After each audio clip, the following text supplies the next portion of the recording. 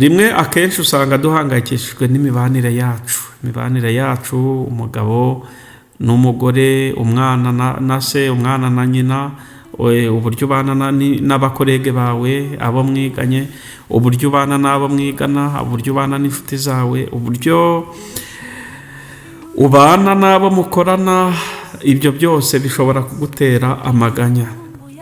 Inshuti yo yakwanze, umuntu wakundaga, umuntu wiyumvagamo yakwanze, yakubwiye ngo iby'urukundo rwacu bihagarariye aha, ushobora kujya mu maganya, ushobora kujya mu bibazo, ariko n'ubundi ayo maganya wajyamo ntabwo byayigarura. Akenshi usanga ariko ahanini bigifite porosantaje cyane iri ku rwego rwo hejuru, gituma abantu benshi biganyira ni ibibazo by'imibereho, ibyo dukeneye by'ibanze. Ariko cyane akenshi abantu bahangayikishwa no gutekereza ejo habo hazaza. Mu by'ukuri kenshi cyane duhangayikishwa n'ibisubizo, nuko tutari kubona ibisubizo by'ibibazo twibaza, bigatuma dutekereza ngo ese ejo hazaza hacu hazaba hameze hate. Ariko ushobora gutinda kuri ejo hazaza ukica nanone, ukica n'uyu munsi Imana yakugejejeho, ahubwo bigatuma utahategura. Imana rero idufashe.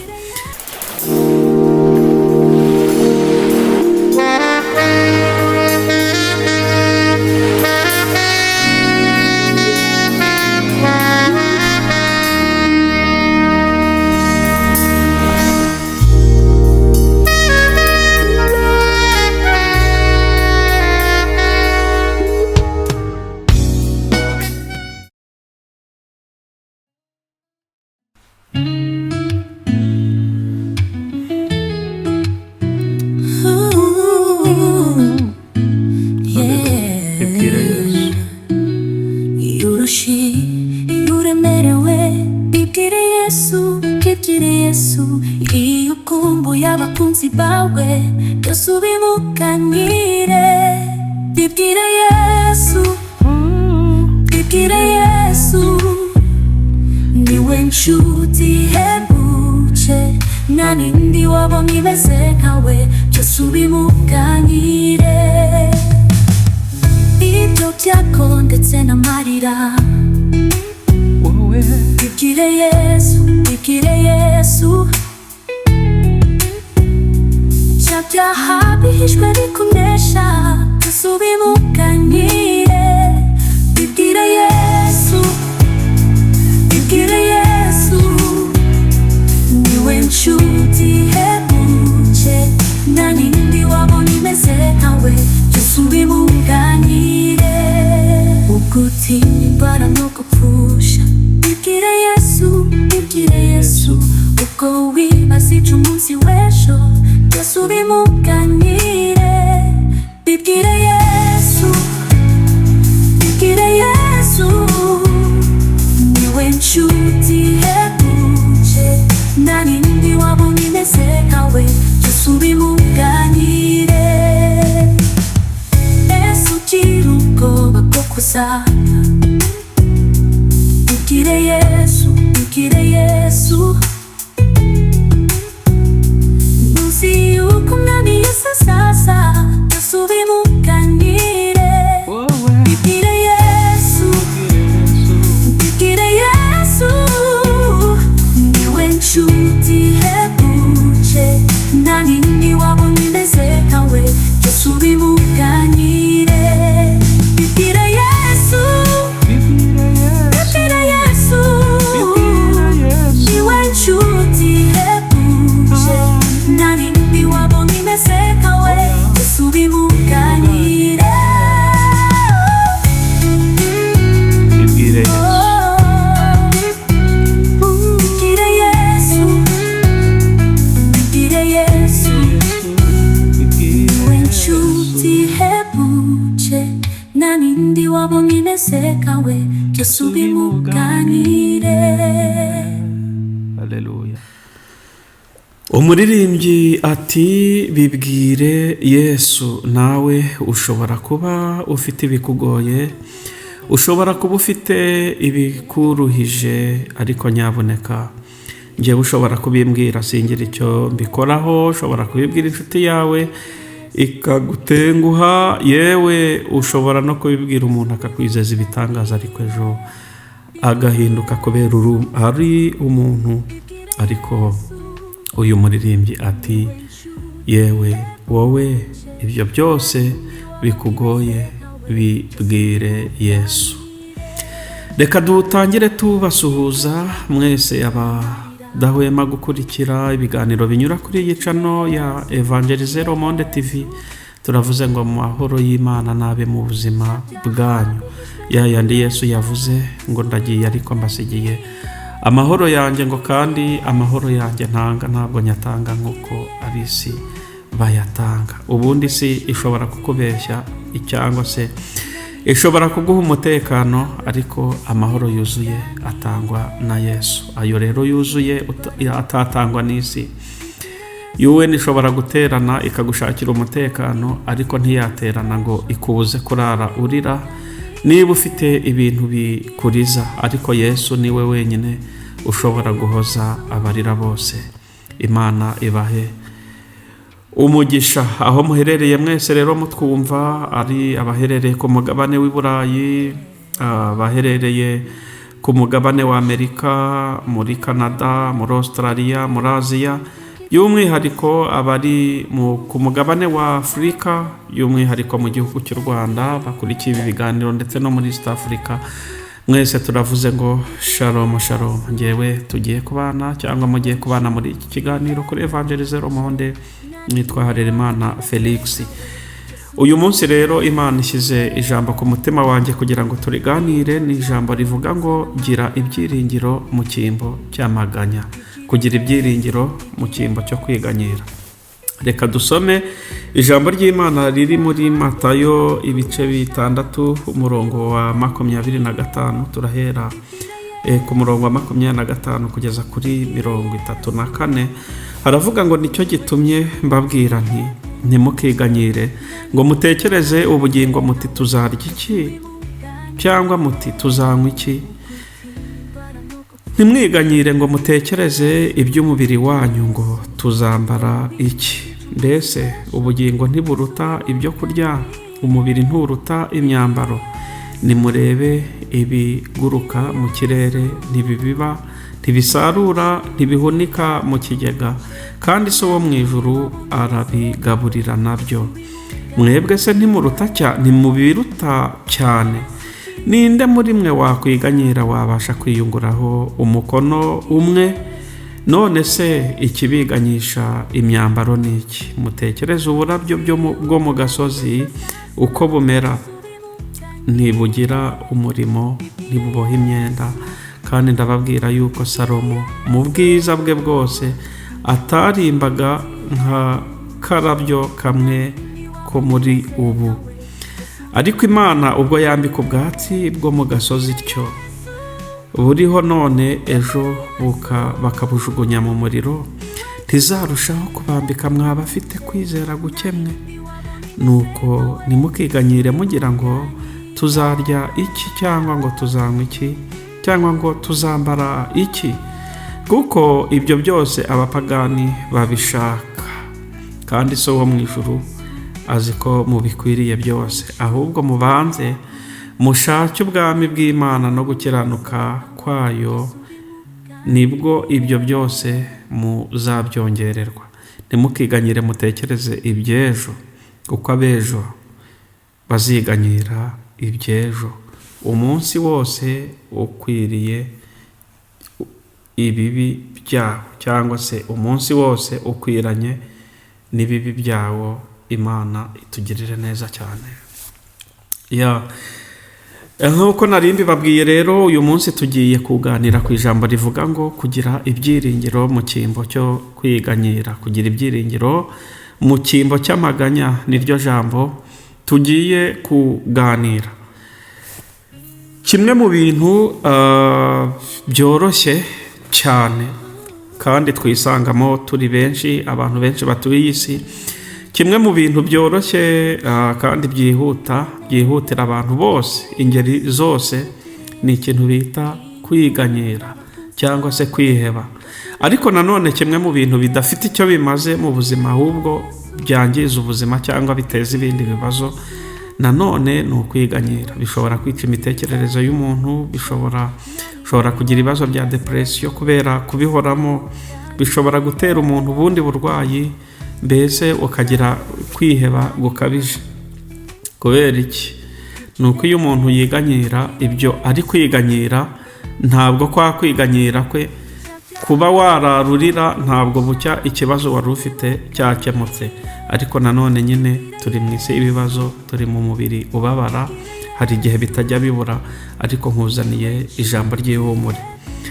Rimwe akenshi usanga duhangayikishijwe n'imibanire yacu, umugabo n'umugore, umwana na se, umwana na nyina, uburyo ubana n'abakorege bawe, abo mwiganye, uburyo ubana n'abo mwigana, uburyo ubana n'inshuti zawe, uburyo ubana n'abo mukorana. Ibyo byose bishobora kugutera amaganya. Inshuti yo yakwanze, umuntu wakundaga, umuntu wiyumvagamo yakwanze, yakubwiye ngo iby'urukundo rwacu bihagarariye aha, ushobora kujya mu maganya, ushobora kujya mu bibazo, ariko n'ubundi ayo maganya wajyamo ntabwo byayigarura. Akenshi usanga ariko ahanini igifite porosantaje cyane iri ku rwego rwo hejuru gituma abantu benshi biganyira ni ibibazo by'imibereho, ibyo dukeneye by'ibanze. Ariko cyane akenshi abantu bahangayikishwa no gutekereza ejo habo hazaza. Mu by'ukuri kenshi cyane duhangayikishwa n'ibisubizo, nuko tutari kubona ibisubizo by'ibibazo twibaza, bigatuma dutekereza ngo ese ejo hazaza hacu hazaba hameze hate. Ariko ushobora gutinda kuri ejo hazaza ukica nanone, ukica n'uyu munsi Imana yakugejejeho, ahubwo bigatuma utahategura. Imana rero idufashe. Yesu nyamara atanze igisubizo ati, ariko Imana ubwo yambika ubwatsi bwo mu gasozi cyo buriho none ejo bakabujugunya mu muriro, ngo ntizarushaho kubambika mwabafite kwizera gukemwe? Nuko ntimukiganyire mugira ngo tuzarya iki. Yesu yabajije abantu ikibazo ngo ninde muri mwe byibuze kubwo kwiganyira ngo wiyunguyeho n'intambwe imwe. Hari benshi batekereza nyine ngo tuzarya iki, tuzanywa iki, cyangwa ngo tuzambara iki. Urumva ibyo bintu byose biri muri future. Ese niba utambaye ubusa, kuki utekereza icyo uzambara ejo kandi utaragera ejo? None se niba uyu munsi wariye, kuki wiganyira ngo ejo uzarya iki? Umunsi wose ukwiranye n'ibyago byawo. Yesu yavuze hano, yatanze igisubizo. Yaravuze ngo mubanze mushake ubwami bw'Imana gusa, ngo nibwo ibindi byose muzagira ute, muzabyongererwa. Abantu batinda cyane ku byo bazongererwa, abantu batinda ku nyongezo kurenza gushaka ikizatuma iyo nyongezo bayibona. Yesu yavuze ngo yadusigiye devoir, avuga ngo tubanze dushake ubwami bw'Imana, ngo ibindi byose ni inyongera. Ndetse Yesu yakomeje agira ati, ni ukuri so wo mu ijuru azi ko ibyo byose mubikwiriye. Niba abasha kwambika uburabyo, niba agaburira inyoni zitahinga, zitabiba, zidakora, zitagira ubwenge, ngo nyamara ngo mwebwe rwose ibyo byose mwiganyira, ngo azarushaho cyane kubagirira imbabazi. Ahubwo mbanze mushake ubwami bw'Imana. Dore ikintu cya mbere cyagakombye gutuma twiganyira ni uko ubwami bw'Imana butaba buri muri twebwe. Niba ubwami bw'Imana buri muri wowe, gira kwizera, wihangayika, ibyawe Imana irabizi kandi izabyiyokipa. Nubwo uri kubona nta nzira, nubwo uri kubona nta gisubizo wanyuramo, ubona ubuzima bwawe buri mu kaga, ubona ibintu byose byakwizingiyeho, ukabona nta nzira, ariko humura. Niba ubwami bw'Imana buri muri wowe, Uwiteka azi inzira, afite inzira yabinyuzamo. Imana yita ku nyoni, indabyo n'ibindi biremwa, ariko Yesu avuga ko ubuzima bwacu bufite agaciro ku Mana kuruta ibyo byose, kubera ko Imana yita ku bindi biremwa. Noneho dushobora kwizera ko izatwitaho natwe.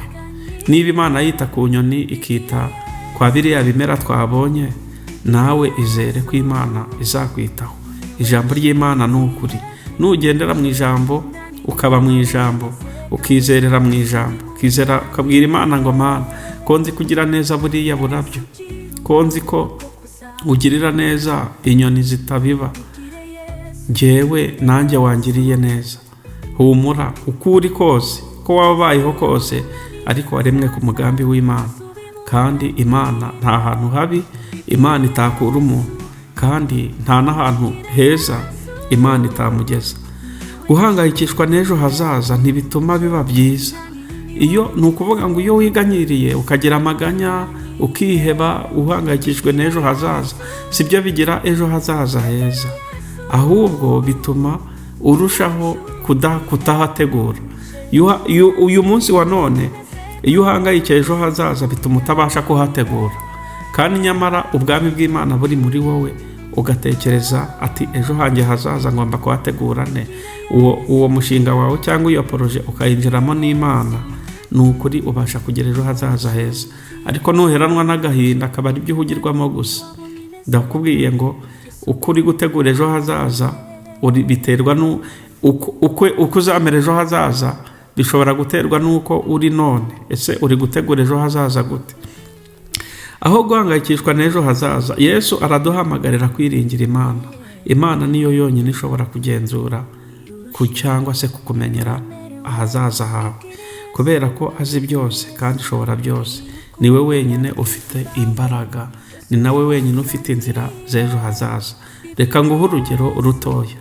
Ukurikije uko wavutse, aho wavukiye, uko wakuze, ntubona ko ubwawe uri ikimenyetso ko Imana yita kuri ejo hazaza hacu? Ahari wabayeho mu buzima bubi cyane, ahari ntabwo wakekaga ko aho uri none wahagera, ariko none banza urebere mu ndorerwamo y'ibyo Imana yagukoreye ejo hashize, ureba aho ugeze none, ubundi umenye ko n'ejo hazaza ari heza. Iyo ushaka kureba aho ujya, ureba aho uvuye n'aho ugeze, ubundi bikaguha icyerekezo cy'aho uri kujya. Cyokora nanone ushobora kuba uri habi cyane kurenza aho wavuye. Ushobora kuba ubona ko ubuzima bwawe buri kugenda bukura nk'isabune, ariko bugenda bwinjira mu kaga, ejo bwari bumeze neza. Aha naho ndashaka kubwira ko mu ijuru hari Imana ikora icyo bita restoration. Imana niyo yonyine ishobora kongera kugorora ibintu byawe byangiritse. Imana niyo yonyine ishobora kongera kugorora yewe n'ibyo wononye muri pasa yawe. Imana ibasha kubigorora muri future, ibasha kubigorora uyu munsi bikagenda neza. Humura rero, mu ijuru hari Imana ya Dieu qui restaure, Dieu qui restaure les âmes, qui restaure la vie, qui restaure la santé, qui restaure l'économie. Imana hari Imana yongera kugarura mu buryo ibya ekonomi byawe byangiritse. Hari Imana ibasha kongera kugarura mu buryo ibya sante byawe by'ubuzima butameze neza. Hari Imana ibasha kugarura mu buryo iby'imibereho yawe. Hari Imana ibasha kugarura mu buryo ubugingo bwawe buri mu kaga bwangiritse. Niba waranakoze ibyaha, hari Imana ibabarira, ibasha kongera kugusubiza agaciro, ibasha kongera kugusubiza mu buzima bw'ubumana, ibasha kongera kugusubiza. Rero nta mpamvu n'imwe, niba uriho uhumeka, menya ko uwo mwuka uhumeka nawe ubwawe. Ese Imana ikubwiye ngo wishyure, wawishyura ngahe? Rero menya ngo uko uri kose uri rezilita y'ibyo Imana yakoze, kandi uri rezilita y'ibyo Imana yazakora nuyemerera. Tugomba gutekereza ku munsi Imana iduhaye, kuko udufasha gutegura umunsi w'ejo. Abantu benshi batinda ku munsi w'ejo kurenza uwa none bariho, ariko abenshi batinda ku mateka yahashize, ugasanga nibyo bibahangayikishije cyane, bituma biganyira, bigatuma bica uyu munsi Imana yabagejejeho, ndetse bakica na veniri yabo bitewe no kwiganyira no kutabona inzira. Ariko banza ushake ubwami bw'Imana, ubundi ushyira ibyiringiro byawe ku Mana. Humura, izakugirira neza. Mu gihe uhuye n'impungenge cyangwa se n'ibibazo by'ubwoko bwose butari bumwe, saba Imana iguhe amahoro. Yesu niwe wenyine ujya utanga amahoro mu marira. Yesu niwe wenyine ujya utanga amahoro mu miraba. Yesu abasha kuguha amahoro no mu bibazo no mu bigerageza. Ariko aha birasaba kuba ubanza kuba ufite ubwami bw'Imana mu mutima wawe, muri wowe, kandi ubasha kuba ubanye n'Imana, uri inshuti yayo, ubundi akakubwira ngo humura.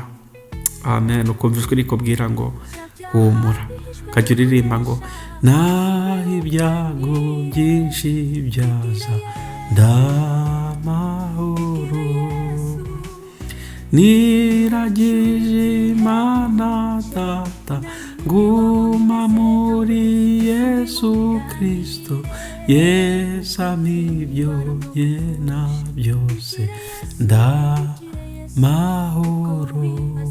Ariko cyane twatinda aha ngo no mu byago nzaririmba ndamahoro. Ibaza ariko ko buri mu byago ariko ukaririmba ngo ndamahoro, nuko warageze nyine mu yindi dimension, wicaye neza mu bwami bw'Imana, amarangamutima yawe n'ibyiringiro byawe byose warabishyize ku Mana. Tangira guhindura imitekerereze yawe, tangira guhindura ibibazo byawe ubibonemo ibisubizo. Tangira kwizera ko Imana yakugejeje amagingo kugira neza ko kageni, n'ubundi n'ibyo uri kubona udashoboye ko izabishobora. Imana idufashe.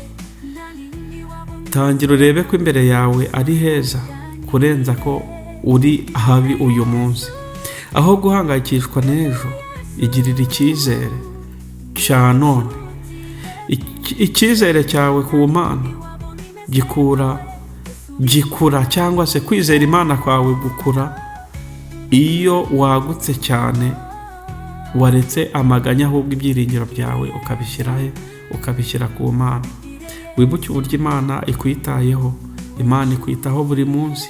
Wibuke uburyo Imana yakurinze ikabana nawe, ntazigera gutererana, azakomeza kukwitaho no kuyobora intambwe zawe. Fasha dusengane iri sengesho. Mwami Yesu, turagushimiye cyane. Turabizi neza ko Mwami ubasha kugira abantu ukura mu bibazo, ubasha guhindurira ubuzima, ubasha kuvunja amaganya yabo ukayahinduramo ibitwenge. Sengeye umuntu wese uri kunyumva anyuze kuri uwo muyoboro wa Evangelize Le Monde, kugira ngo umugirire neza, amaganya ye uyahinduremo ibyishimo, imibabaro ye uyihinduremo guseka. Bugaragwa yaravuze ngo hari kurira kwararira umuntu nijoro, ngo ariko bwacya impundu zikavuga. Reka buke impundu zavuze umuntu wese uzumva iki kiganiro Mwami, uhangayitse, ufite ibibazo bitari bimwe, ingorane zitari zimwe, ku ngingo iyo ari yo yose yatuma umuntu abasha gushyira ikiganza ku munwa akiheba, nyemera wongere umusubize mu ibyiringiro, umuha imbaraga zo kunesha, umuha imbaraga zo gutsinda Satani w'amaganya, umuha imbaraga zo kureba ko ibyo adafite wowe ubifite, kandi ubasha kubigomororera bose mu izina rya Yesu Kristo. Abatarakira agakiza ubahe kukumenya, kugira ngo ubwami bw'Imana bubanze bube muri twe. Urakoze rero kugiye kudufasha, urakoze kugiye gutanga umugisha. Komeza utugire neza, izina ryawe rishyirwe hejuru, kubw'izina rye ryera Kristo Yesu. Urakoze. Amen. Shalom shalom, mugire ibihe byiza. Uwiteka akomeze abagirire neza.